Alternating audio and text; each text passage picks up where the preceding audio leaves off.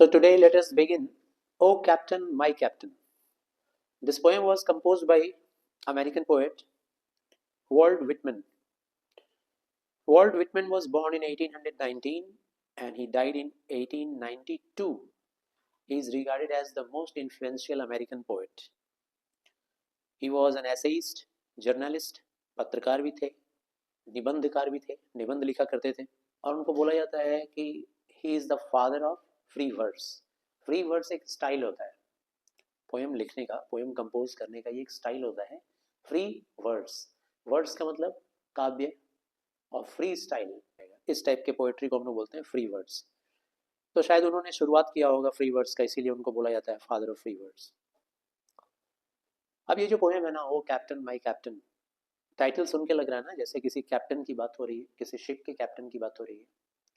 तो एक्चुअली में यहाँ पे कैप्टन कोई शिप का कैप्टन नहीं, बल्कि अब्राहम लिंकन को कैप्टन बोला गया है. अब ये अब्राहम लिंकन कौन है? तो he is the 16th president of America. 16वें राष्ट्रपति थे अमेरिका के. इनको क्यों कैप्टन बोला गया? क्योंकि इनके आने के पहले अमेरिका में दास प्रथा बहुत जोरों शोरों से चल रहा था.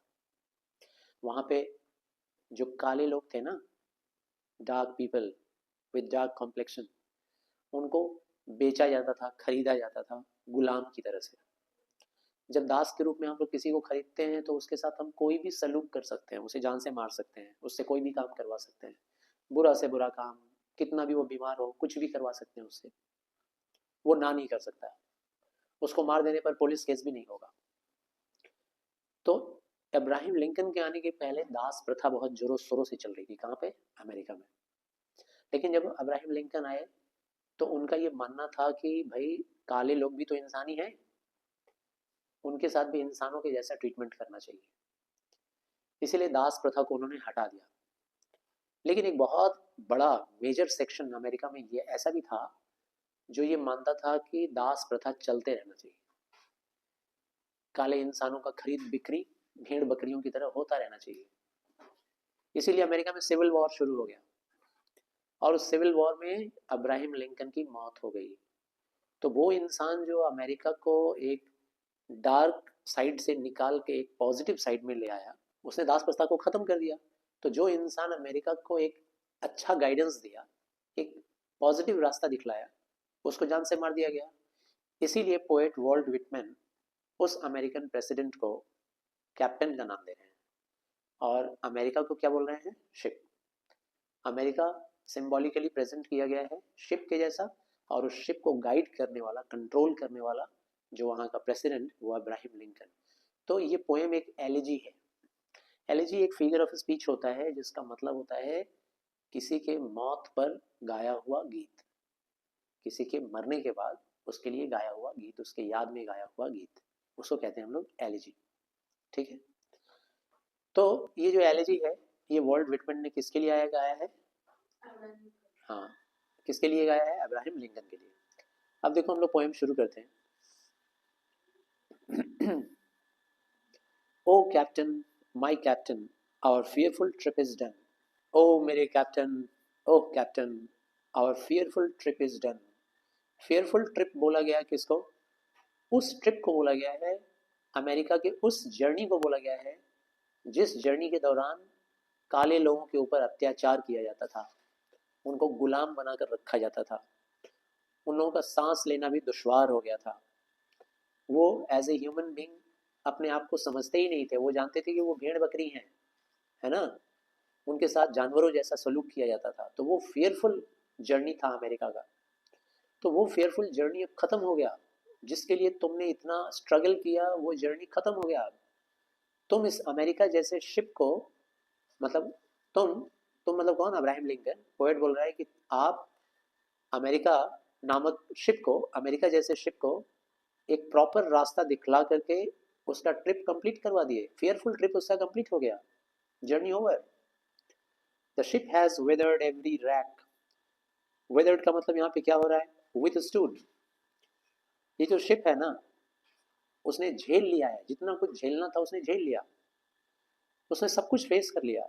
एवरी रैक, रैक मतलब वुंड, तकलीफें, चोटें, जितनी चोटें लगनी थी उस शिप को, जितना तकलीफ उस शिप को उठाना था सब उसने उठा लिया, उसका ट्रिप कंप्लीट। कौन सी चोट की बात हो रही है? जैसे शिप जब चलता है ना समंदर में तो बड़ी बड़ी लहरें आके उसको चोट करती हैं, ठीक है ना, उसको हिट करती हैं, बहुत बड़ी बड़ी लहरें, ऊंची ऊंची लहरें आके शिप से हिट करती हैं। तो यहाँ पे बात यह है कि जब अमेरिका अपनी जर्नी में रहा होगा तो गुलामी तो अपने आप में एक बहुत बड़ा सोशल डिस्क्रिमिनेशन है। तो इस सोशल डिस्क्रिमिनेशन ने अमेरिका नामक शिप को बहुत हर्ट किया, बहुत वुंड किया, चोट लगाया। तो वो सारा जर्नी खत्म। अब the prize which sought is won, और जिस पुरस्कार का उम्मीद हम लोगों को था, जो सपना हम लोगों ने देखा था, जो रिजल्ट हम लोगों को चाहिए था, वो जीत लिया हम लोगों ने। द पोर्ट इज नियर, बंदरगाह अब नजदीक है। भाई जब शिप कोई चलता है तो शिप का मंजिल कहाँ होता है? बंदरगाह होता है, पोर्ट होता है। तो यहाँ पे इमेजिन करना है कि अमेरिका एक शिप है और उसकी जर्नी का मकसद क्या है, उसके जर्नी का लक्ष्य क्या है? उनको भी इंसान जैसा ट्रीटमेंट मिले। तो पोर्ट इज नियर, अब वो बंदरगाह नजदीक है। वो दिन आने वाला है जब कोई भी सोशल डिफरेंस नहीं रहेगा, सारे लोग एक जैसे रहेंगे। The port is near, the bells I hear, और मैं सुन सकता हूँ बेल्स। बेल्स कब बजते हैं भाई? तो क्रिश्चियन कंट्रीज में जब कोई सुख का समय आने वाला होता है तो बेल बजाकर दुआ या भगवान के पास पैगाम भेजा जाता है। द पीपल ऑल एक्सल्टिंग, और जितने भी लोग हैं वो सारे लोग इस विक्ट्री का सेलिब्रेशन कर रहे हैं। सारे लोग फील कर रहे हैं, विक्टोरियस मूड को फील कर रहे हैं, सारे लोग विक्ट्री महसूस कर रहे हैं। While follow eyes the steady कील, कील क्या होता है? तो शिप का जो सबसे नीचे वाला पोर्शन होता है ना, फ्रेम, शिप का जो ढांचा होता है, फ्रेम जो होता है नीचे, जो पानी के अंदर होता है, जो शिप को बैलेंस करता है, उसको बोलते हैं कील। तो ऐसा कोई अमेरिका का कील नहीं है। इमेजिन करना है कि अमेरिका कंट्री एक शिप है और उसका जो कील है ना, while follow eyes the steady कील, जितने भी लोग किनारे पे खड़े हैं वो सारे लोग फॉलो आइज, सारे लोग अपनी आंखें बिछा के देख रहे हैं इस शिप की तरफ। किस शिप की तरफ? अमेरिका की तरफ, और अपने कैप्टन की तरफ कि उनका कैप्टन कब उतरेगा शिप से, कब उसको लोग वेलकम करेंगे, कब उसको सैल्यूट करेंगे, ठीक है, उसको वार्म वेलकम देंगे। सारे लोग आंखें बिछाए हुए देख रहे हैं इस स्टेडी कील को। स्टेडी कील मतलब यही, इस शिप को लोग देख रहे हैं जो इतना स्टेडी रहा है, हर सिचुएशन में स्टेडी रहा है। मतलब तकलीफें आती गई, चोटें लगती गई, लेकिन फिर भी ये शिप एकदम स्टेडी रहा, डगमगाया नहीं। The vessel grim and daring, हमारा ये वेसल, हमारा ये जो अमेरिका है, वो किसी भी सिचुएशन में डगमगाया नहीं, ग्रीम फाइटर बन के फाइट किया, डेयरिंग बना रहा, हर चैलेंज को एक्सेप्ट करने वाला डेयरिंग एटीट्यूड रहा अमेरिका का। बट ओ हार्ड, ग्रिम बोलते हैं मतलब बहुत ही साहसी, बहुत ही तेज तरीके से लड़ाई करने वाला। But O heart heart heart, लेकिन हाय, दुख एक्सप्रेस कर रहा है। कौन? वर्ल्ड विटमैन अपने कैप्टन के बारे में सोचकर दुख व्यक्त कर रहा है। क्यों जानते हो? टाइटल में दिया हुआ है ओ कैप्टन माय कैप्टन, इसलिए क्योंकि अब्राहम लिंकन की मौत हो गई, उनका असैसिनेशन हुआ, उनका हत्या हो गया।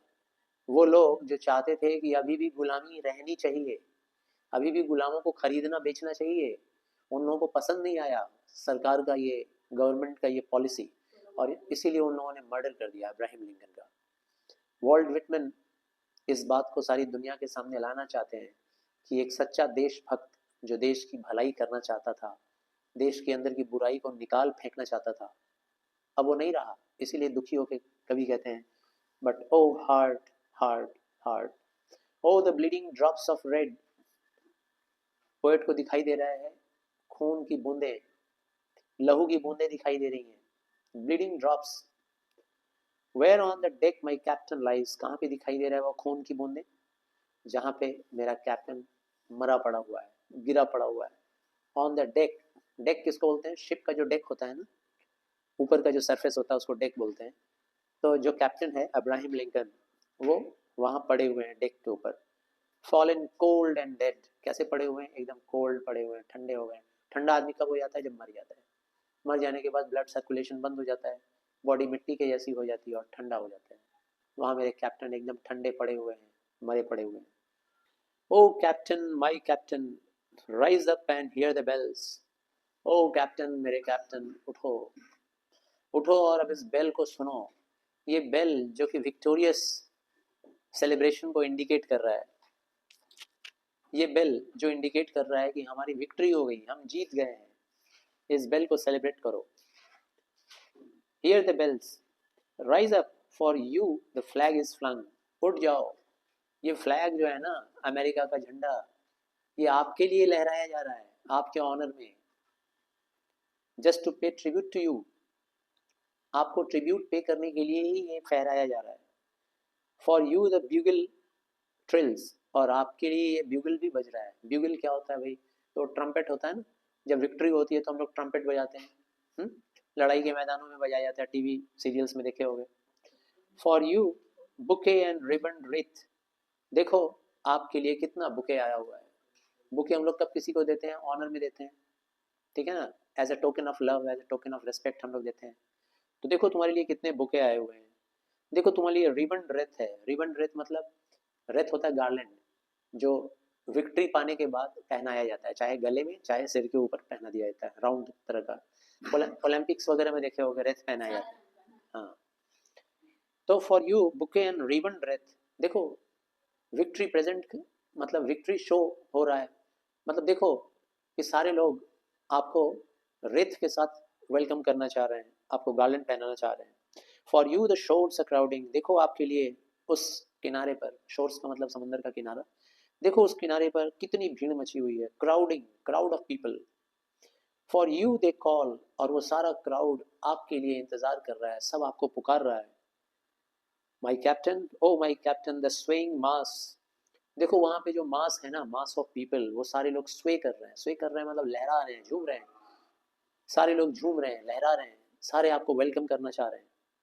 देयर ईगर फेसेस टर्निंग, और सारे लोगों का जो ईगर फेसेस है वो आपकी तरफ ही मुड़ा हुआ है, आपकी तरफ ही घूमा हुआ है सबका चेहरा। Here captain dear father, poet बोल रहा है कि O my captain my dear father. Dear father क्यों कह रहा है भाई? जैसे हमारे राष्ट्रपिता महात्मा गांधी को हम लोग बापू जी कहते हैं ना, तो जो सबसे बड़ा मेजर कॉज माना जाता है कंट्री के भलाई के लिए, उसको हम लोग पिता का नाम देते हैं। तो Abraham Lincoln was the father of America, ऐसा लोग मानते थे। तो वॉल्ट विटमैन कहते हैं कि you are the dear father of America. Here captain dear father, this arm beneath your head, देखो मेरी ये बाहें आपके सिर को सपोर्ट कर रही हैं, मेरी ये बाहें आपके सिर को सपोर्ट कर रही हैं। It is some dream that on the deck, लेकिन आपका ये रूप देखा नहीं जा रहा है, ऐसा लग रहा है जैसे सपने में मैं देख रहा हूँ, ऐसा लग रहा है जैसे ये बुरा कोई सपना है जो मैं देख रहा हूँ इस डेक के ऊपर। क्या देख रहा हूँ? You have fallen cold and dead, आप एकदम ठंडे पड़े हुए हैं, आप इस डेक के ऊपर एकदम मरे पड़े हुए हैं, ऐसा लग रहा है जैसे मैं कोई बुरा सपना देख रहा हूँ, काश ऐसा हो कि ये सच ना हो।